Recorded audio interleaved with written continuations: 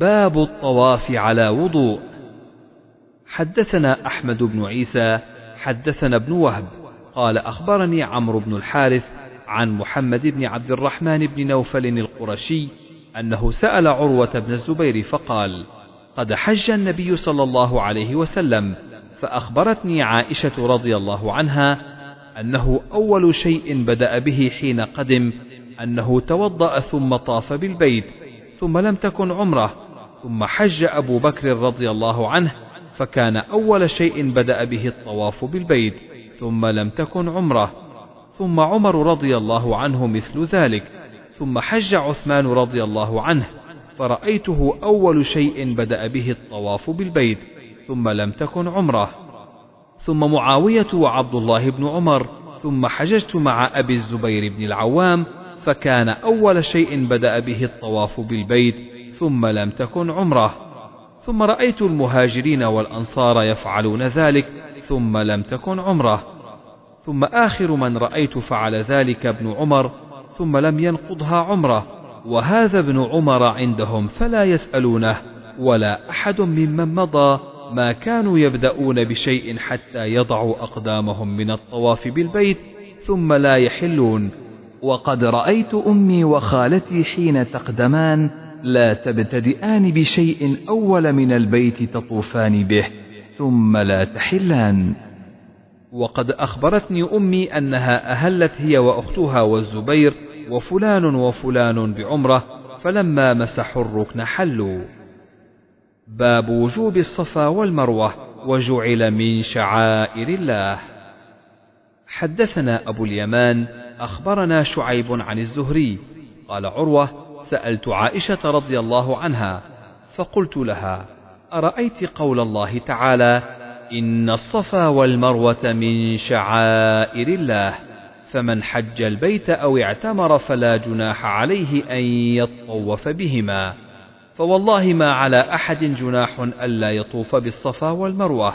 قالت: بئس ما قلت يا ابن أختي، إن هذه لو كانت كما أولتها عليه كانت لا جناح عليه ألا يتطوف بهما، ولكنها أنزلت في الأنصار، كانوا قبل أن يسلموا يهلون لمناة الطاغية التي كانوا يعبدونها عند المشلل، فكان من أهل يتحرج أن يطوف بالصفا والمروة، فلما أسلموا سألوا رسول الله صلى الله عليه وسلم عن ذلك، قالوا: يا رسول الله، إنا كنا نتحرج أن نطوف بين الصفا والمروة، فأنزل الله تعالى: إن الصفا والمروة من شعائر الله، الآية. قالت عائشة رضي الله عنها: وقد سن رسول الله صلى الله عليه وسلم الطواف بينهما، فليس لأحد أن يترك الطواف بينهما. ثم أخبرت أبا بكر بن عبد الرحمن فقال: إن هذا لعلم ما كنت سمعته، ولقد سمعت رجالا من أهل العلم يذكرون أن الناس إلا من ذكرت عائشة ممن كان يهل بمناه كانوا يطوفون كلهم بالصفا والمروة. فلما ذكر الله تعالى الطواف بالبيت ولم يذكر الصفا والمروة في القرآن قالوا: يا رسول الله، كنا نطوف بالصفا والمروة، وإن الله أنزل الطواف بالبيت فلم يذكر الصفا، فهل علينا من حرج أن نطوف بالصفا والمروة؟ فأنزل الله تعالى: إن الصفا والمروة من شعائر الله، الآية. قال أبو بكر: فأسمع هذه الآية نزلت في الفريقين كليهما، في الذين كانوا يتحرجون أن يطوفوا بالجاهلية بالصفا والمروة، والذين يطوفون ثم تحرجوا أن يطوفوا بهما في الإسلام، من أجل أن الله تعالى أمر بالطواف بالبيت ولم يذكر الصفا، حتى ذكر ذلك بعدما ذكر الطواف بالبيت. باب ما جاء في السعي بين الصفا والمروة. وقال ابن عمر رضي الله عنهما: السعي من دار بني عباد إلى زقاق بني أبي حسين. حدثنا محمد بن عبيد بن ميمون حدثنا عيسى بن يونس عن عبيد الله بن عمر عن نافع عن ابن عمر رضي الله عنهما قال: كان رسول الله صلى الله عليه وسلم إذا طاف الطواف الأول خب 3 ومشى 4، وكان يسعى بطن المسيل إذا طاف بين الصفا والمروة. فقلت لنافع: أكان عبد الله يمشي إذا بلغ الركن اليماني؟ قال: لا، إلا أن يزاحم على الركن، فإنه كان لا يدعه حتى يستلمه. حدثنا علي بن عبد الله حدثنا سفيان عن عمرو بن دينار قال: سألنا ابن عمر رضي الله عنه عن رجل طاف بالبيت في عمره ولم يطف بين الصفا والمروة أيأتي امرأته؟ فقال: قدم النبي صلى الله عليه وسلم فطاف بالبيت 7 وصلى خلف المقام 2 فطاف بين الصفا والمروة 7. لقد كان لكم في رسول الله أسوة حسنة. وسألنا جابر بن عبد الله رضي الله عنهما فقال: لا يقربنها حتى يطوف بين الصفا والمروة.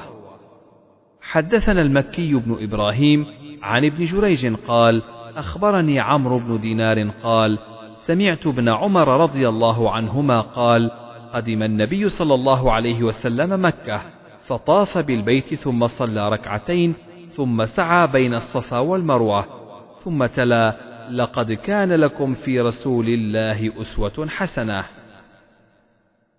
حدثنا أحمد بن محمد أخبرنا عبد الله أخبرنا عاصم قال: قلت لأنس بن مالك رضي الله عنه: أكنتم تكرهون السعي بين الصفا والمروة؟ قال: نعم، لأنها كانت من شعائر الجاهلية، حتى أنزل الله: إن الصفا والمروة من شعائر الله، فمن حج البيت أو اعتمر فلا جناح عليه أن يطوف بهما. حدثنا علي بن عبد الله حدثنا سفيان عن عمرو عن عطاء عن ابن عباس رضي الله عنهما قال: إنما سعى رسول الله صلى الله عليه وسلم بالبيت وبين الصفا والمروة ليري المشركين قوته. زاد الحميدي: حدثنا سفيان حدثنا عمرو سمعت عطاء عن ابن عباس مثله. باب تقضي الحائض المناسك كلها إلا الطواف بالبيت، وإذا سعى على غير وضوء بين الصفا والمروة.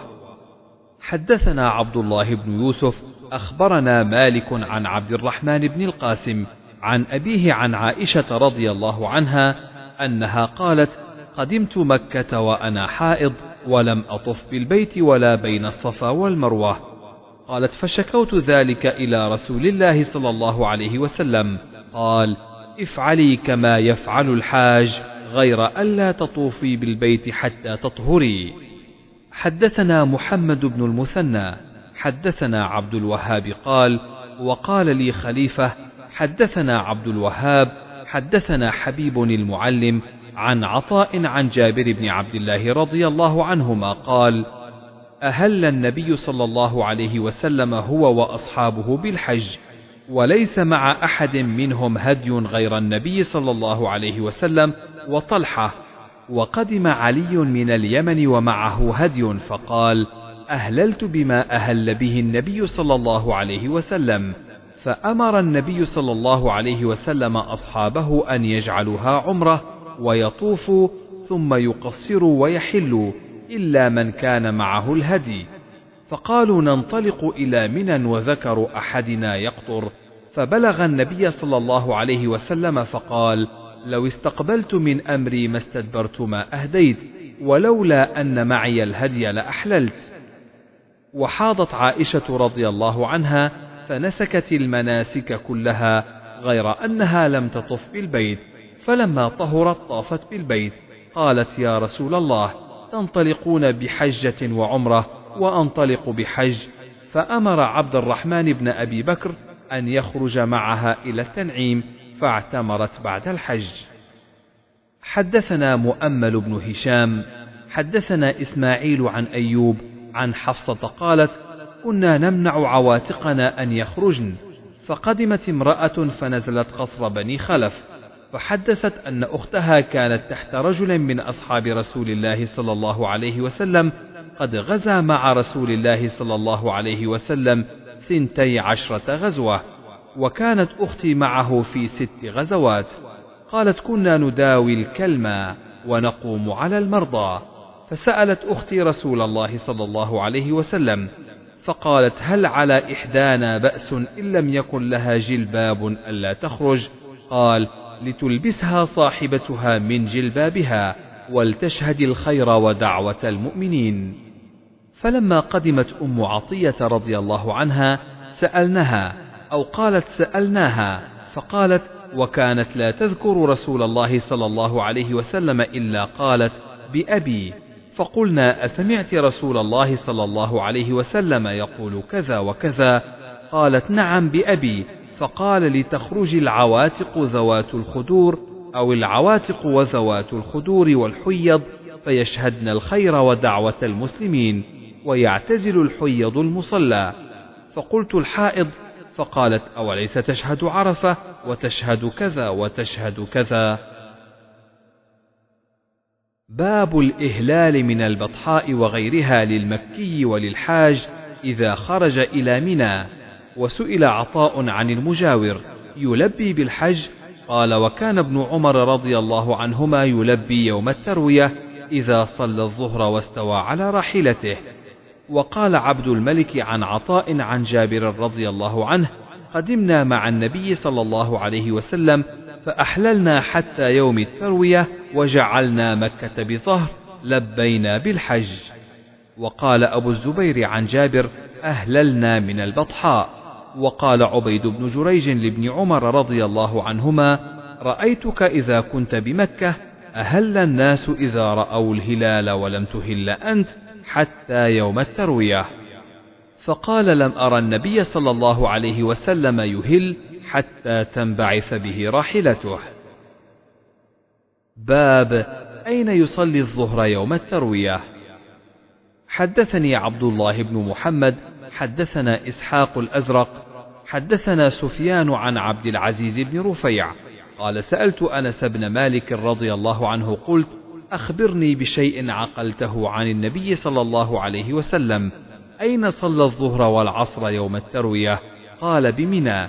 قلت: فأين صلى العصر يوم النفر؟ قال: بالأبطح. ثم قال: افعل كما يفعل أمراؤك. حدثنا علي سمع أبا بكر بن عياش حدثنا عبد العزيز لقيت أنسا. وحدثني إسماعيل بن أبان حدثنا أبو بكر عن عبد العزيز قال: خرجت إلى منى يوم التروية فلقيت أنس رضي الله عنه ذاهبا على حمار، فقلت: أين صلى النبي صلى الله عليه وسلم هذا اليوم الظهر؟ فقال: انظر حيث يصلي أمراؤك فصل. باب الصلاة بمنى. حدثنا إبراهيم بن المنذر حدثنا ابن وهب أخبرني يونس عن ابن شهاب قال: أخبرني عبيد الله بن عبد الله بن عمر عن أبيه قال: صلى رسول الله صلى الله عليه وسلم بمنى ركعتين، وأبو بكر وعمر وعثمان صدرا من خلافته. حدثنا آدم حدثنا شعبة عن أبي إسحاق الهمداني عن حارثة بن وهب الخزاعي رضي الله عنه قال: صلى بنا النبي صلى الله عليه وسلم ونحن أكثر ما كنا قط وآمنه بمنى ركعتين. حدثنا قبيصة بن عقبة حدثنا سفيان عن الأعمش عن إبراهيم عن عبد الرحمن بن يزيد عن عبد الله رضي الله عنه قال: صليت مع النبي صلى الله عليه وسلم ركعتين، ومع أبي بكر رضي الله عنه ركعتين، ومع عمر رضي الله عنه ركعتين، ثم تفرقت بكم الطرق، فيا ليت حظي من 4 ركعتان متقبلتان. باب صوم يوم عرفة.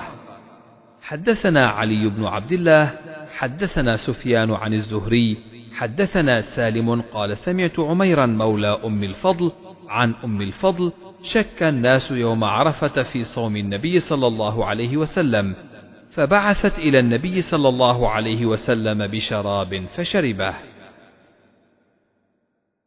باب التلبية والتكبير إذا غدا من منى إلى عرفة. حدثنا عبد الله بن يوسف أخبرنا مالك عن محمد بن أبي بكر الثقفي أنه سأل أنس بن مالك وهما غاديان من منى إلى عرفة: كيف كنتم تصنعون في هذا اليوم مع رسول الله صلى الله عليه وسلم؟ فقال: كان يهل منا المهل فلا ينكر عليه، ويكبر منا المكبر فلا ينكر عليه. باب التهجير بالرواح يوم عرفة.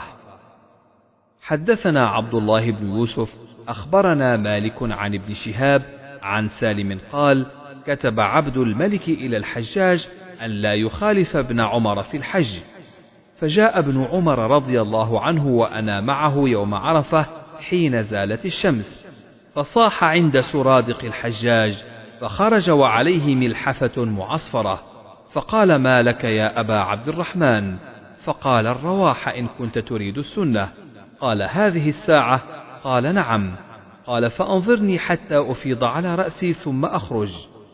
فنزل حتى خرج الحجاج، فسار بيني وبين أبي، فقلت: إن كنت تريد السنة فاقصر الخطبة وعجل الوقوف. فجعل ينظر إلى عبد الله، فلما رأى ذلك عبد الله قال: صدق. باب الوقوف على الدابة بعرفة. حدثنا عبد الله بن مسلمة عن مالك عن أبي النضر عن عمير مولى عبد الله بن العباس عن أم الفضل بنت الحارث أن ناسا اختلفوا عندها يوم عرفة في صوم النبي صلى الله عليه وسلم، فقال بعضهم هو صائم، وقال بعضهم ليس بصائم، فأرسلت إليه بقدح لبن وهو واقف على بعيره فشربه. باب الجمع بين الصلاتين بعرفة. وكان ابن عمر رضي الله عنهما إذا فاتته الصلاة مع الإمام جمع بينهما. وقال الليث: حدثني عقيل عن ابن شهاب قال: أخبرني سالم أن الحجاج بن يوسف عام نزل بابن الزبير رضي الله عنهما سأل عبد الله رضي الله عنه: كيف تصنع في الموقف يوم عرفة؟ فقال سالم: إن كنت تريد السنة فهجر بالصلاة يوم عرفة. فقال عبد الله بن عمر: صدق، إنهم كانوا يجمعون بين الظهر والعصر في السنة. فقلت لسالم: أفعل ذلك رسول الله صلى الله عليه وسلم؟ فقال سالم: وهل تتبعون في ذلك إلا سنته؟ باب قصر الخطبة بعرفة. حدثنا عبد الله بن مسلمة أخبرنا مالك عن ابن شهاب عن سالم بن عبد الله أن عبد الملك بن مروان كتب إلى الحجاج أن يأتم بعبد الله بن عمر في الحج، فلما كان يوم عرفة جاء ابن عمر رضي الله عنهما وأنا معه حين زاغت الشمس أو زالت، فصاح عند فسطاطه: أين هذا؟ فخرج إليه فقال ابن عمر: الرواح. فقال: الآن؟ قال: نعم. قال: أنظرني أفيض علي ماء. فنزل ابن عمر رضي الله عنهما حتى خرج، فسار بيني وبين أبي، فقلت: إن كنت تريد أن تصيب السنة اليوم فاقصر الخطبة وعجل الوقوف. فقال ابن عمر: صدق. باب التعجيل إلى الموقف. باب الوقوف بعرفة.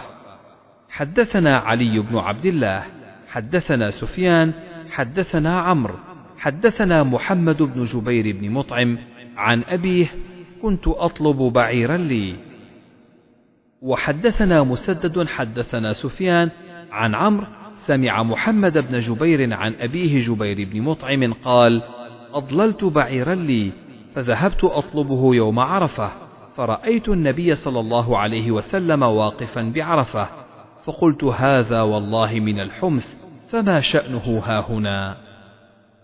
حدثنا فروة بن أبي المغراء حدثنا علي بن مسهر عن هشام بن عروة قال عروة: كان الناس يطوفون في الجاهلية عراة إلا الحمص، والحمص قريش وما ولدت، وكانت الحمص يحتسبون على الناس، يعطي الرجل الثياب يطوف فيها، وتعطي المرأة الثياب تطوف فيها، فمن لم يعطه الحمص طاف بالبيت عريانا. وكان يفيض جماعة الناس من عرفات، ويفيض الحمص من جمع. قال: وأخبرني أبي عن عائشة رضي الله عنها أن هذه الآية نزلت في الحمص: ثم أفيضوا من حيث أفاض الناس. قال: كانوا يفيضون من جمع فدفعوا إلى عرفات.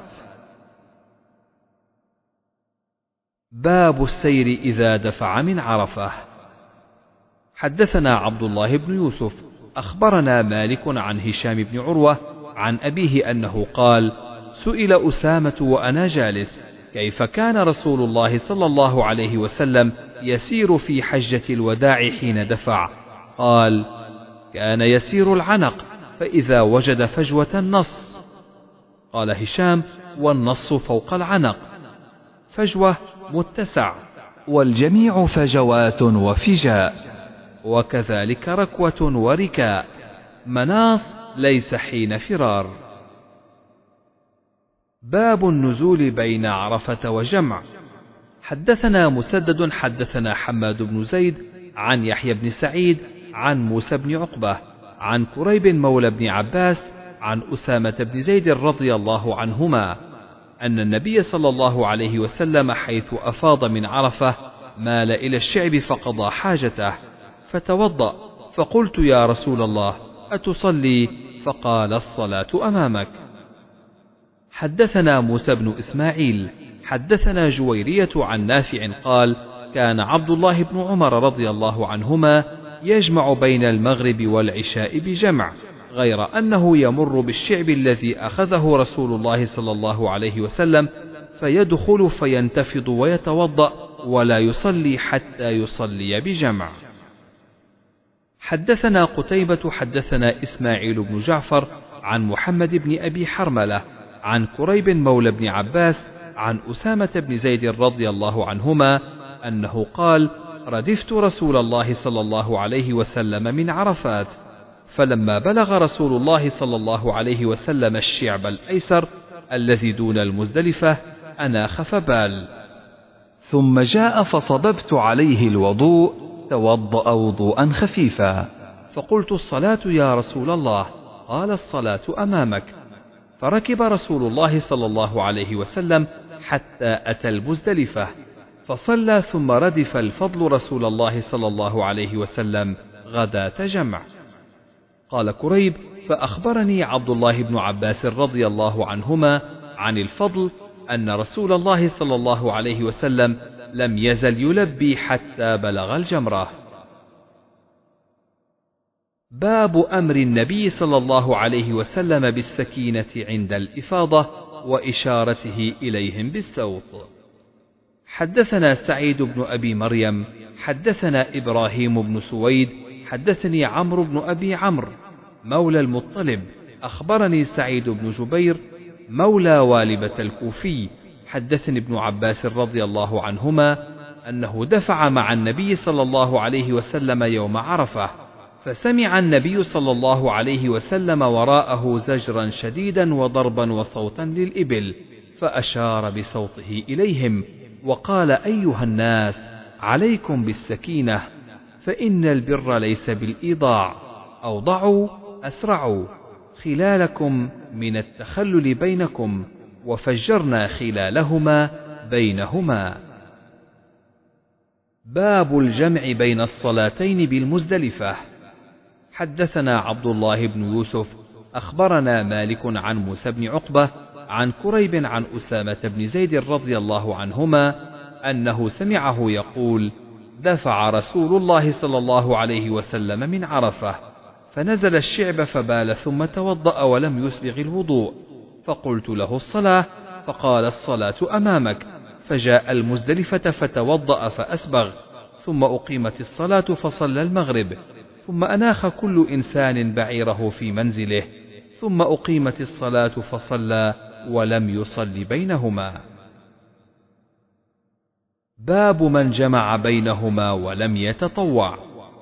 حدثنا آدم حدثنا ابن أبي ذئب عن الزهري عن سالم بن عبد الله بن عمر رضي الله عنهما قال: جمع النبي صلى الله عليه وسلم بين المغرب والعشاء بجمع، كل واحدة منهما بإقامة، ولم يسبح بينهما ولا على إثر كل واحدة منهما. حدثنا خالد بن مخلد حدثنا سليمان بن بلال حدثنا يحيى بن سعيد قال أخبرني عدي بن ثابت قال حدثني عبد الله بن يزيد الخطمي قال حدثني أبو أيوب الأنصاري أن رسول الله صلى الله عليه وسلم جمع في حجة الوداع المغرب والعشاء بالمزدلفة. باب من أذن وأقام لكل واحدة منهما. حدثنا عمرو بن خالد حدثنا زهير حدثنا أبو إسحاق قال سمعت عبد الرحمن بن يزيد يقول حج عبد الله رضي الله عنه فأتينا المزدلفة حين الأذان بالعتمة أو قريبا من ذلك، فأمر رجلا فأذن وأقام ثم صلى المغرب وصلى بعدها ركعتين، ثم دعا بعشائه فتعشى، ثم أمر أرى فأذن وأقام. قال عمرو لا أعلم الشك إلا من زهير، ثم صلى العشاء ركعتين. فلما طلع الفجر قال إن النبي صلى الله عليه وسلم كان لا يصلي هذه الساعة إلا هذه الصلاة في هذا المكان من هذا اليوم. قال عبد الله هما صلاتان تحولان عن وقتهما، صلاة المغرب بعدما يأتي الناس المزدلفة، والفجر حين يبزغ الفجر. قال رأيت النبي صلى الله عليه وسلم يفعله. باب من قدم ضعفة أهله بليل فيقفون بالمزدلفة ويدعون، ويقدم إذا غاب القمر. حدثنا يحيى بن بكير حدثنا الليث عن يونس عن ابن شهاب قال سالم وكان عبد الله بن عمر رضي الله عنهما يقدم ضعفة أهله فيقفون عند المشعر الحرام بالمزدلفة بليل، فيذكرون الله ما بدا لهم، ثم يرجعون قبل أن يقف الإمام وقبل أن يدفع، فمنهم من يقدم منى لصلاة الفجر، ومنهم من يقدم بعد ذلك. فإذا قدموا رموا الجمرة، وكان ابن عمر رضي الله عنهما يقول أرخص في أولئك رسول الله صلى الله عليه وسلم. حدثنا سليمان بن حرب حدثنا حماد بن زيد عن أيوب عن عكرمة عن ابن عباس رضي الله عنهما قال بعثني رسول الله صلى الله عليه وسلم من جمع بليل. حدثنا علي حدثنا سفيان قال أخبرني عبيد الله بن أبي يزيد سمع ابن عباس رضي الله عنهما يقول أنا ممن قدم النبي صلى الله عليه وسلم ليلة المزدلفة في ضعفة أهله. حدثنا مسدد عن يحيى عن ابن جريج قال حدثني عبد الله مولى أسماء عن أسماء أنها نزلت ليلة جمع عند المزدلفة، فقامت تصلي، فصلت ساعة ثم قالت يا بني هل غاب القمر؟ قلت لا. فصلت ساعة ثم قالت هل غاب القمر؟ قلت نعم. قالت فارتحلوا، فارتحلنا ومضينا حتى رمت الجمرة، ثم رجعت فصلت الصبح في منزلها، فقلت لها يا هنتاه ما أرانا إلا قد غلسنا. قالت يا بني إن رسول الله صلى الله عليه وسلم أذن للضعن. حدثنا محمد بن كثير أخبرنا سفيان حدثنا عبد الرحمن هو ابن القاسم عن القاسم عن عائشة رضي الله عنها قالت استأذنت سودة النبي صلى الله عليه وسلم ليلة جمع، وكانت ثقيلة ثبطة فأذن لها. حدثنا أبو نعيم حدثنا أفلح بن حميد عن القاسم بن محمد عن عائشة رضي الله عنها قالت نزلنا المزدلفة، فاستأذنت النبي صلى الله عليه وسلم سودة أن تدفع قبل حطمة الناس، وكانت امرأة بطيئة فأذن لها فدفعت قبل حطمة الناس، وأقمنا حتى أصبحنا نحن، ثم دفعنا بدفعه، فلأن أكون استأذنت رسول الله صلى الله عليه وسلم كما استأذنت سودة أحب إلي من مفروح به. باب من يصلي الفجر بجمع. حدثنا عمر بن حفص بن غياث حدثنا أبي حدثنا الأعمش قال حدثني عمارة عن عبد الرحمن عن عبد الله رضي الله عنه قال ما رأيت النبي صلى الله عليه وسلم صلى صلاة بغير ميقاتها إلا صلاتين، جمع بين المغرب والعشاء وصلى الفجر قبل ميقاتها. حدثنا عبد الله بن رجاء حدثنا إسرائيل عن أبي إسحاق عن عبد الرحمن بن يزيد قال خرجنا مع عبد الله رضي الله عنه إلى مكة، ثم قدمنا جمعا فصلى الصلاتين كل صلاة وحدها بأذان وإقامة، والعشاء بينهما، ثم صلى الفجر حين طلع الفجر، قائل يقول طلع الفجر وقائل يقول لم يطلع الفجر. ثم قال إن رسول الله صلى الله عليه وسلم قال إن هاتين الصلاتين حولتا عن وقتهما في هذا المكان، المغرب والعشاء، فلا يقدم الناس جمعا حتى يعتموا، وصلاة الفجر هذه الساعة. ثم وقف حتى أسفر، ثم قال لو أن أمير المؤمنين أفاض الآن أصاب السنة، فما أدري أقوله كان أسرع أم دفع عثمان رضي الله عنه، فلم يزل يلبي حتى رمى جمرة العقبة يوم النحر. باب متى يدفع من جمع. حدثنا حجاج بن منهال حدثنا شعبة عن أبي إسحاق سمعت عمرو بن ميمون يقول شهدت عمر رضي الله عنه صلى بجمع الصبح، ثم وقف فقال إن المشركين كانوا لا يفيضون حتى تطلع الشمس، ويقولون أشرق فبير، وأن النبي صلى الله عليه وسلم خالفهم ثم أفاض قبل أن تطلع الشمس. باب التلبية والتكبير غداة النحر حين يرمي الجمرة والارتداف في السير. حدثنا أبو عاصم الضحاك بن مخلد أخبرنا ابن جريج عن عطاء عن ابن عباس رضي الله عنهما أن النبي صلى الله عليه وسلم أردف الفضل، فأخبر الفضل أنه لم يزل يلبي حتى رمى الجمرة. حدثنا زهير بن حرب حدثنا وهب بن جرير حدثنا أبي عن يونس الأيلي عن الزهري عن عبيد الله بن عبد الله عن ابن عباس رضي الله عنهما أن أسامة بن زيد رضي الله عنهما كان ردف النبي صلى الله عليه وسلم من عرفة إلى المزدلفة، ثم أردف الفضل من المزدلفة إلى منى. قال فكلاهما قالا لم يزل النبي صلى الله عليه وسلم يلبي حتى رمى جمرة العقبة. باب فمن تمتع بالعمرة إلى الحج فما استيسر من الهدي، فمن لم يجد فصيام 3 أيام في الحج و7 إذا رجعتم، تلك 10 كاملة، ذلك لمن لم يكن أهله حاضر المسجد الحرام. حدثنا إسحاق بن منصور أخبرنا النضر أخبرنا شعبة حدثنا أبو جمرة قال سألت ابن عباس رضي الله عنهما عن المتعة فأمرني بها، وسألته عن الهدي فقال فيها جزور أو بقرة أو شاة أو شرك في دم. قال وكأن ناسا كرهوها، فنمت فرأيت في المنام كأن إنسانا ينادي حج مبرور ومتعة متقبلة، فأتيت ابن عباس رضي الله عنهما فحدثته فقال الله أكبر، سنة أبي القاسم صلى الله عليه وسلم. قال وقال آدم ووهب بن جرير وغندر عن شعبة عمرة متقبلة وحج مبرور.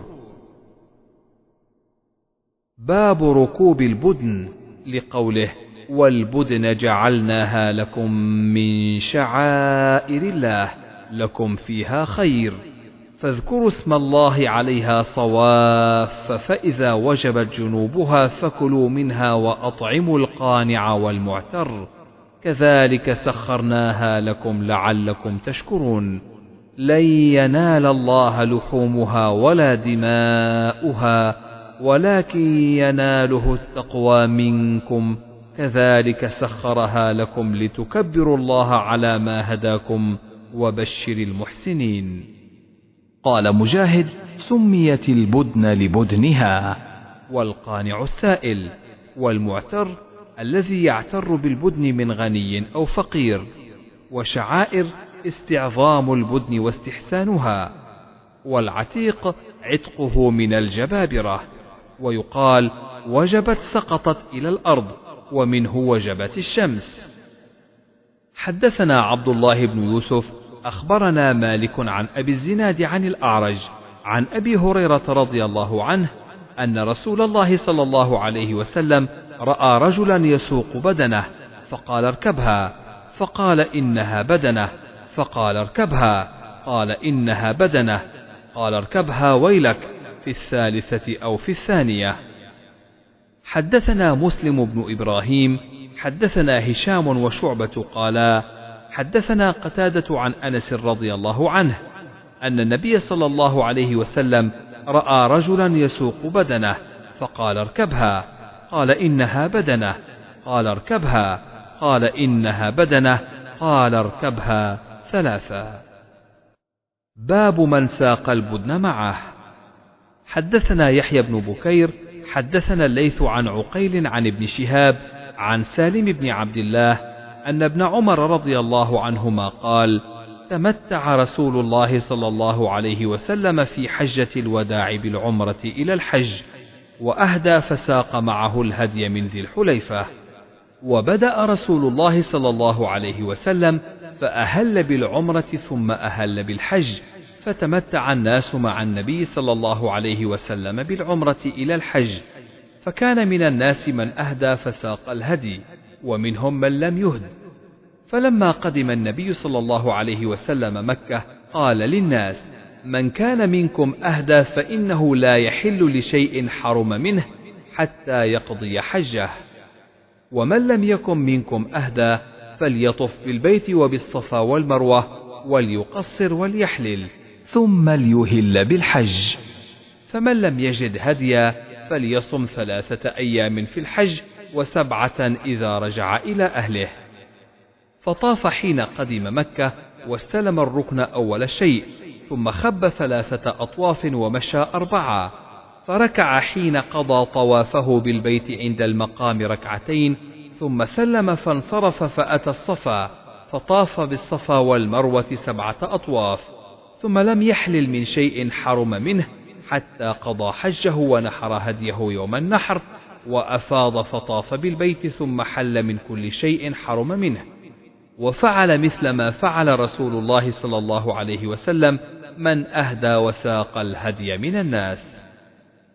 وعن عروة أن عائشة رضي الله عنها أخبرته عن النبي صلى الله عليه وسلم في تمتعه بالعمرة إلى الحج، فتمتع الناس معه بمثل الذي أخبرني سالم عن ابن عمر رضي الله عنهما عن رسول الله صلى الله عليه وسلم. باب من اشترى الهدي من الطريق. حدثنا أبو النعمان حدثنا حماد عن أيوب عن نافع قال قال عبد الله بن عبد الله بن عمر رضي الله عنهم لأبيه أقم فإني لا آمنها أن ستصد عن البيت، فقال إذن أفعل كما فعل رسول الله صلى الله عليه وسلم، وقد قال الله لقد كان لكم في رسول الله أسوة حسنة. فأنا أشهدكم أني قد أوجبت على نفسي العمرة، فأهل بالعمرة. قال ثم خرج حتى إذا كان بالبيداء أهل بالحج والعمرة، وقال ما شأن الحج والعمرة إلا واحد، ثم اشترى الهدي من قديد، ثم قدم فطاف لهما طوافا واحدا، فلم يحل حتى حل منهما جميعا. باب من أشعر وقلد بذي الحليفة ثم أحرم. وقال نافع كان ابن عمر رضي الله عنهما إذا أهدى من المدينة قلده وأشعره بذي الحليفة، يطعن في شق سنامه الأيمن بالشفرة ووجهها قبل القبلة باركة. حدثنا أحمد بن محمد أخبرنا عبد الله أخبرنا معمر عن الزهري عن عروة بن الزبير عن المسور بن مخرمة ومروان قالا خرج النبي صلى الله عليه وسلم من المدينة في 19 من أصحابه، حتى إذا كانوا بذي الحليفة قلد النبي صلى الله عليه وسلم الهدي وأشعر وأحرم بالعمرة. حدثنا أبو نعيم حدثنا أفلح عن القاسم عن عائشة رضي الله عنها قالت: فتلت قلائد بدن النبي صلى الله عليه وسلم بيدي، ثم قلدها وأشعرها وأهداها، فما حرم عليه شيء كان أحل له. باب فتل القلائد للبدن والبقر. حدثنا مسدد حدثنا يحيى عن عبيد الله قال أخبرني نافع عن ابن عمر عن حفصة رضي الله عنهم قالت: قلت يا رسول الله، ما شأن الناس حلوا ولم تحلل أنت؟ قال: إني لبت رأسي وقلدت هدي، فلا أحل حتى أحل من الحج. حدثنا عبد الله بن يوسف حدثنا الليث حدثنا ابن شهاب عن عروة وعن عمرة بنت عبد الرحمن أن عائشة رضي الله عنها قالت: كان رسول الله صلى الله عليه وسلم يهدي من المدينة، فأفتل قلائد هديه، ثم لا يجتنب شيئا مما يجتنبه المحرم. باب إشعار البدن. وقال عروة عن المسور رضي الله عنه: قلد النبي صلى الله عليه وسلم الهدي وأشعره وأحرم بالعمرة. حدثنا عبد الله بن مسلمة حدثنا أفلح بن حميد عن القاسم عن عائشة رضي الله عنها قالت: فتلت قلائد هدي النبي صلى الله عليه وسلم، ثم أشعرها وقلدها أو قلدتها، ثم بعث بها إلى البيت وأقام بالمدينة، فما حرم عليه شيء كان له حل. باب من قلد القلائد بيده. حدثنا عبد الله بن يوسف أخبرنا مالك عن عبد الله بن أبي بكر بن عمرو بن حزم عن عمرة بنت عبد الرحمن أنها أخبرته أن زياد بن أبي سفيان كتب إلى عائشة رضي الله عنها: إن عبد الله بن عباس رضي الله عنهما قال: من أهدى هديا حرم عليه ما يحرم على الحاج حتى ينحر هديه. قالت عمرة: فقالت عائشة رضي الله عنها: ليس كما قال ابن عباس، أنا فتلت قلائد هدي رسول الله صلى الله عليه وسلم بيدي، ثم قلدها رسول الله صلى الله عليه وسلم بيديه، ثم بعث بها مع أبي، فلم يحرم على رسول الله صلى الله عليه وسلم شيء أحله الله حتى نحر الهدي. باب تقليد الغنم. حدثنا أبو نعيم حدثنا الأعمش عن إبراهيم عن الأسود عن عائشة رضي الله عنها قالت: أهدى النبي صلى الله عليه وسلم مرة غنما. حدثنا أبو النعمان حدثنا عبد الواحد حدثنا الأعمش حدثنا إبراهيم عن الأسود عن عائشة رضي الله عنها قالت: كنت أفتل القلائد للنبي صلى الله عليه وسلم، فيقلد الغنم ويقيم في أهله حلالا. حدثنا أبو النعمان حدثنا حماد حدثنا منصور بن المعتمر وحدثنا محمد بن كثير أخبرنا سفيان عن منصور عن إبراهيم عن الأسود عن عائشة رضي الله عنها قالت: كنت أفتل قلائد الغنم للنبي صلى الله عليه وسلم، فيبعث بها ثم يمكث حلالا. حدثنا أبو نعيم حدثنا زكريا عن عامر عن مسروق عن عائشة رضي الله عنها قالت: فتلت لهدي النبي صلى الله عليه وسلم، تعني القلائد قبل أن يحرم. باب القلائد من العهن. حدثنا عمرو بن علي حدثنا معاذ بن معاذ حدثنا ابن عون عن القاسم عن أم المؤمنين رضي الله عنها قالت: فتلت قلائدها من عهن كان عندي. باب تقليد النعل. حدثنا محمد أخبرنا عبد الأعلى بن عبد الأعلى عن معمر عن يحيى بن أبي كثير عن عكرمة عن أبي هريرة رضي الله عنه أن نبي الله صلى الله عليه وسلم رأى رجلا يسوق بدنه، قال: اركبها. قال: إنها بدنه. قال: اركبها. قال: فلقد رأيته راكبها يساير النبي صلى الله عليه وسلم والنعل في عنقها. تابعه محمد بن بشار. حدثنا عثمان بن عمر أخبرنا علي بن المبارك عن يحيى عن عكرمة عن أبي هريرة رضي الله عنه عن النبي صلى الله عليه وسلم. باب الجلال للبدن. وكان ابن عمر رضي الله عنهما لا يشق من الجلال إلا موضع السنام، وإذا نحرها نزع جلالها مخافة أن يفسدها الدم ثم يتصدق بها. حدثنا قبيصة حدثنا سفيان عن ابن أبي نجيح عن مجاهد عن عبد الرحمن بن أبي ليلى عن علي رضي الله عنه قال: أمرني رسول الله صلى الله عليه وسلم أن أتصدق بجلال البدن التي نحرت وبجلودها.